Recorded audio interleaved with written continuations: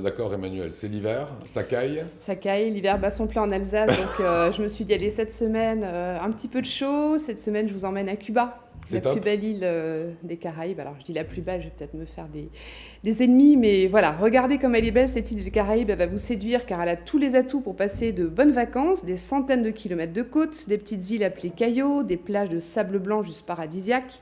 Cuba, c'est une destination incroyable, hein, une plage de rêve, La Havane. Ville mythique, voilà, La Havane, Trinidad, Cienfuegos. Moi, j'aime Cuba parce que c'est joyeux, c'est coloré. On a parlé musique, voilà, à La Havane, on danse la salsa, ça joue de la musique dans les rues, c'est vivant et c'est accueillant. La moi, je prends un petit taxi ancien, direction la capitale. Allez, on part déjà pour La Havane, direction la capitale. Alors, je vais vous emmener avec moi, regardez. On va bien sûr découvrir la place de la cathédrale, la place d'Armes, ses palais, ses maisons à balcons, ses nombreux musées, ses églises. La Havane, c'est aussi la promenade sur le front de mer, hein, la romantique Malécon, hein, ces demeures baroques, souvent dégradées mais si belles. Ensuite, vous allez découvrir... Il y a des arbres qui poussent dans les maisons, on le voit sur les images. C'est hallucinant. C'est hallucinant. C'est hallucinant, c'est vraiment un voyage dans le temps, on est très très dépaysé. La Havane, c'est aussi plein de petits restaurants, de cafés. Dans la Habana Viera, la vieille Havane, hein, vous serez plongé dans la culture cubaine, où musique traditionnelle et bars dansants vont souvent de pair. Vous ferez de belles balades aussi en voiture américaine, Cadillac, Buick, Chevrolet des années 50. Voilà, qui font taxi aussi, il faut plutôt choisir évidemment celle-là plutôt que les Toyota hybrides. On choisit la couleur, on choisit la marque. Voilà, il faut aller à Cuba maintenant. C'est un vrai plaisir. Avant que ça devienne totalement américanisé. C'est le moment d'y aller. C'est le moment d'y aller. Il y a également Trinidad, on a parlé de la Havane, il y a Trinidad. Tout à fait. Autre ville inscrite au patrimoine mondial. Alors un de autre l'UNESCO. conseil, là on rentre encore plus dans l'authenticité. Trinidad, c'est vraiment, alors c'est aussi une ville qui est inscrite au patrimoine mondial de l'UNESCO. À Trinidad, c'est les maisons basses colorées, c'est les églises baroques, c'est les patios bâtis sur des modèles andalous, c'est de la salsa sur les places, musique, couleurs, mojito. Tu l'as dit doucement. Le petit mojito qui va bien. Puis José, la vida, quoi. Ah ouais, moi j'ai envie de ça. Cuba, une fois qu'on a fait Trinidad, qu'on a fait la Havane, il y a des plages?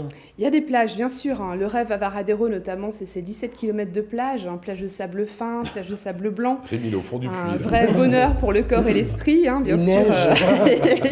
Il neige à Strasbourg, et bienvenue à Cuba. Bienvenue à Varadero, ces plages de sable blanc, son océan turquoise sont vraiment divins. Maillot de bain, cocktail, ça donne vraiment envie. Les incontournables pour celles et ceux qui nous regardent, qui iraient à Cuba prochainement? Alors, pour ceux qui vont aller à Cuba prochainement, bien sûr, à Cuba, c'est le pays du rhum, donc visiter une rhumerie. Alors, notamment, la fabrication du rhum se fait généralement dans le quartier historique, donc dans la Habana Viera. Vous allez dans un hôtel particulier colonial. Vous aurez tout le processus de fabrication du rhum, hein, et vous finirez par une dégustation. Alors un autre conseil pour avoir testé, allez boire le vrai mojito de la Bodeguita del Medio, où Ernest Hemingway allait prendre ses mojitos. Vous avez des terrasses magnifiques, ça l'inspirait dans ses écrits. Le petit rhum qui va bien. Le petit rhum qui va bien. Un petit peu de composition et après Belle le cigare. terrasse. Évidemment, tout ça avec modération, c'est pas bien d'en parler, mais c'est la culture de Cuba. Les cigares? Alors, on va parler de cigares, bien évidemment. Hein. C'est le pays du cigare par excellence, parce que Cuba, bien sûr, sont partout présents dans l'île. Hein. Les boutiques de cigares. Comment il roule le cigare à la vitesse où il va? C'est assez hallucinant.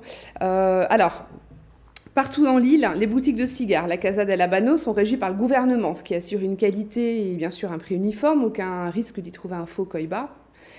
Certaines boutiques ont pignon sur rue, alors que d'autres sont installées dans des hôtels.